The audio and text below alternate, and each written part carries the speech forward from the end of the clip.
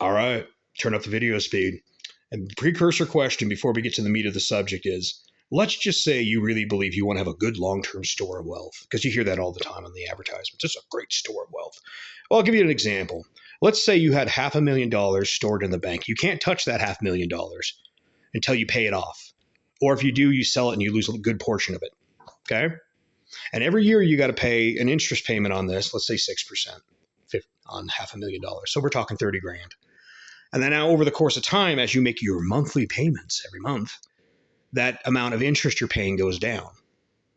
People are like, oh, wait a minute, are you talking about a house? Well, because you can live in a house. It is a great store of wealth. No, it is not. It is not, because if you look at how much interest you paid over the course of your life, and they're getting rich off your interest when you could have used that same interest to use to make compound interest to make you rich. I'm going to explain why you should look for a cheap house and invest when you're young. That way you can retire younger. And I've said before, retirement by the age of 30, I wasn't joking. And by the way, Freedom Phil, like and subscribe. Let's get into it. And always remember, turn up the video speed. Okay, so let's go over the reasons most people buy these McMansions. And $500,000 is not a lot for a house. I'm telling you, I've been to some really nice markets, and these houses they're nice places. But do I think they're worth what they're asking for them? Oh, hell no. It's just a place to sleep. It's all it is. It's a place to sleep, shower, and use the bathroom. And there's lots of ways you can get around that. And I can cover those tactics in another video. So why do a lot of people buy these overpriced houses? Well, some people say it's because we're closer to work. Okay, yeah. So you're going to spend hundreds of thousands of extra just on the purchase price, and then how many hundreds of thousands in interest so you can drive to work for the next 30 years. Yeah, that makes total sense. No. And we could cover why commuting is just ripping yourself off as well. And that's in this whole separate video. Because remember, what you lose in commuting is what you either didn't get paid or have to pay more for your mortgage or your rent. So the next one I usually hear is, women say this a lot. Men just regurgitate it because the women say it. Is, well, this is a good community and they have better schools. Okay, maybe the school building's newer. Whoop-de-doo. Look, if you're being real about it, a K through 12 education is a joke in America. If you just do the minimums on a K through 12 education, what do you get? You get somebody who's good enough to flip hamburgers or stock dollar store shelves. That doesn't sound like it's worth the extra hundreds of thousands of dollars. In fact, parents, if you want your kids to ace all their classes, turn off the TV, turn off the video game screens long enough to make sure that every day your kid proves they can do the next year's math this year. We're doing next year's technology today. And you know why? Because then when they go into their classes, they'll ace them. I mean, personally, and this is a whole separate conversation we'll have in the future, I would argue if you can teach your kids at home and get all the same grades, why shouldn't you get the money that the school system gets for your kid in school? Just think about it. I mean, when you're talking like anywhere from $9,000 to, damn near $20,000 per student per year, that's a lot of money for the lackluster results. But yeah, remember, people buy houses in overpriced communities for that reason too. And then we get into the more real reasons a lot of people do it, because a lot of what people tell you is BS. It's just a cover for this. Pure vanity. A lot of women, no offense, ladies, you buy these overpriced houses, or you as a family, you do it because you want to look better than your friends, your neighbors, the people you grew up with, and you want to be in that community. Our car has this emblem. We wear this brand of clothes. Look at our granite countertops that in 10 to 15 years will be out of touch, so we'll have to replace them with new granite countertops.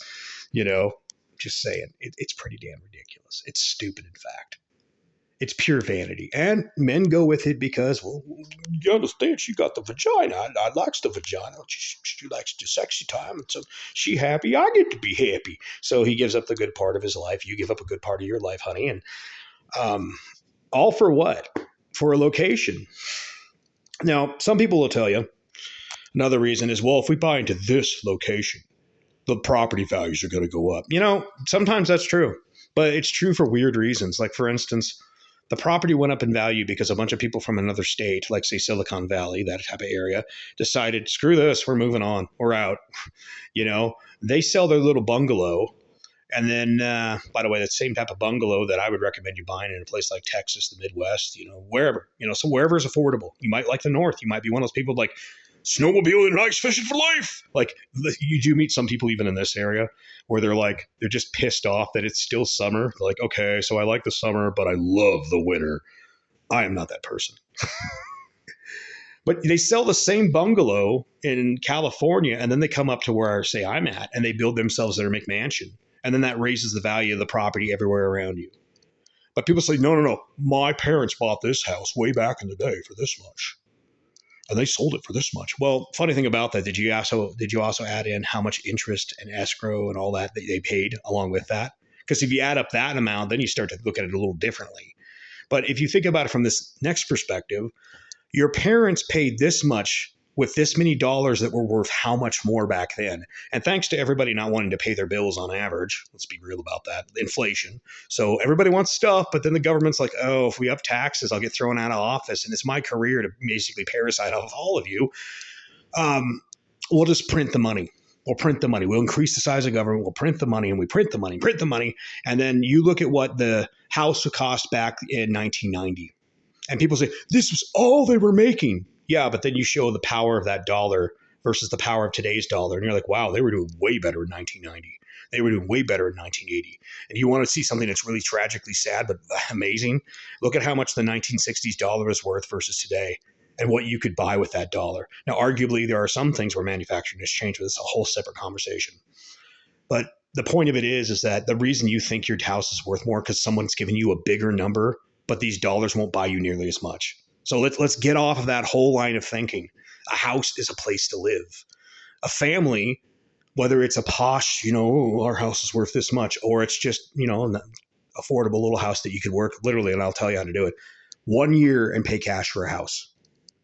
That house has 3 bedrooms, 2 bathrooms, and you have bunk beds for the boys, bunk beds for the girls, and a whole lot of love. And that's what you need. That's what you really need. But people are like, oh, yeah, well, I got to keep up with the Joneses. So let's get into how to do it. You're probably like, we've been waiting a long time. And that's part of the reason I say turn up the video speed.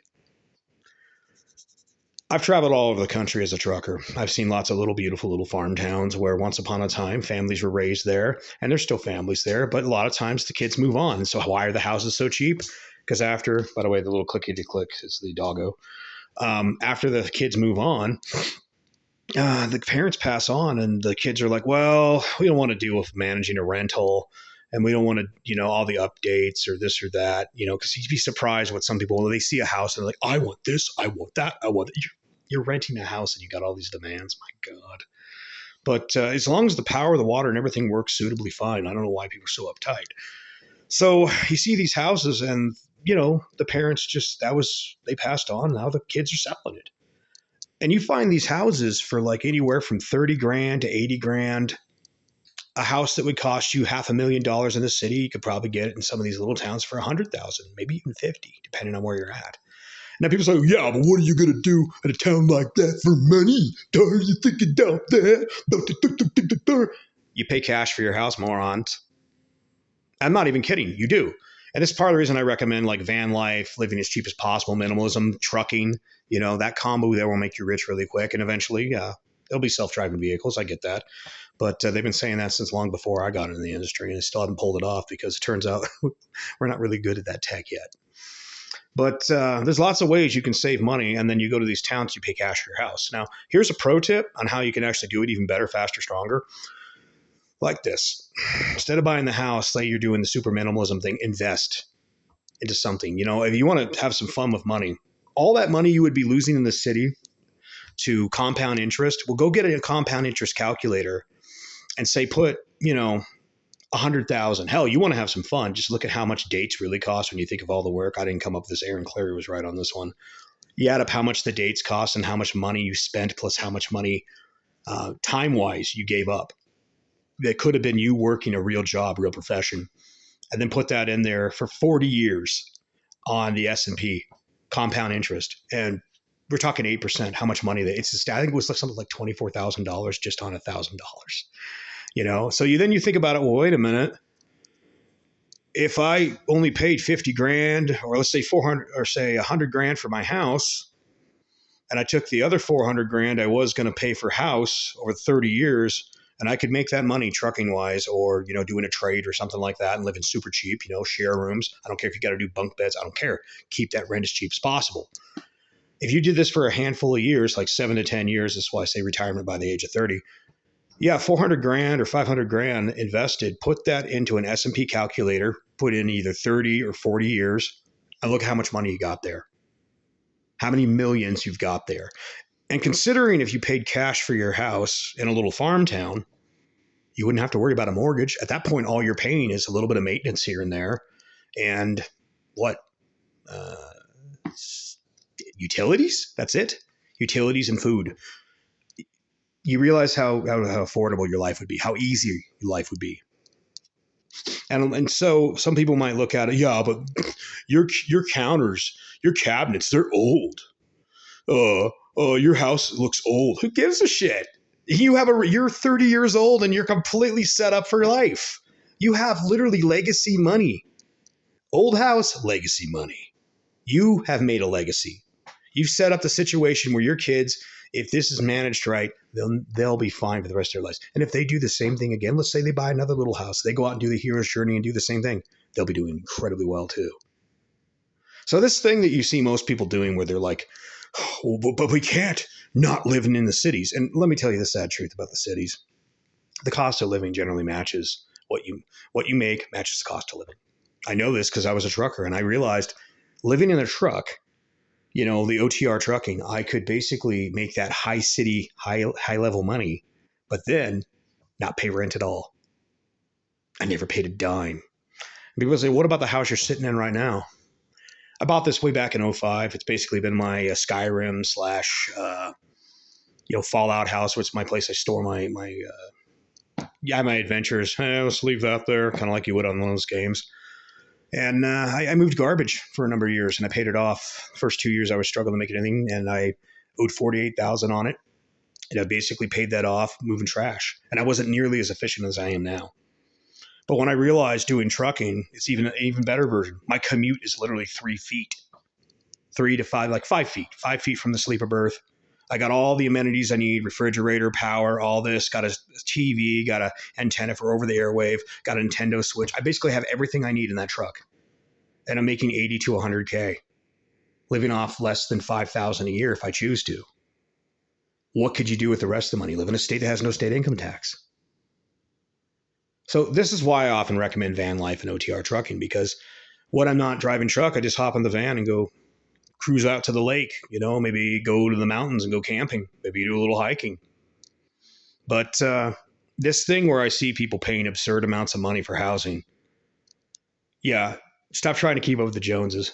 And by the way, ladies, seriously, it's just a house.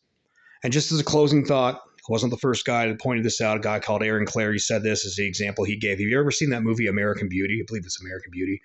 The part where him and his wife, they're feeling a little kind of frisky, and he's coming over, and they're kind of getting kind of lovey, and he's got the beer, and the beer looks like it's about to spill, and she's like, she freaks out about the beer, and she's like, this is an Italian leather couch, and he's like, it's just a couch. It's the same thing with housing. It's just a couch. It's just a house. It's just a place to sleep. Working to pay those bills is not living. That's not a life. And I'm sorry, but this whole thing where they talk about a pension and 30 years and all that, 30, 40 years of work and 50 years of working so you can retire. I could easily show you, in fact, I probably just did, how you could be retired by 7 to 10 years or by the age of 30.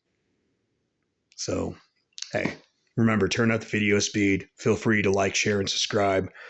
I'm just releasing the last few of these videos on this platform before I probably, kind of bail out, because let's be real about it. Nobody's going to really hear this. Freedom Phil, like and subscribe.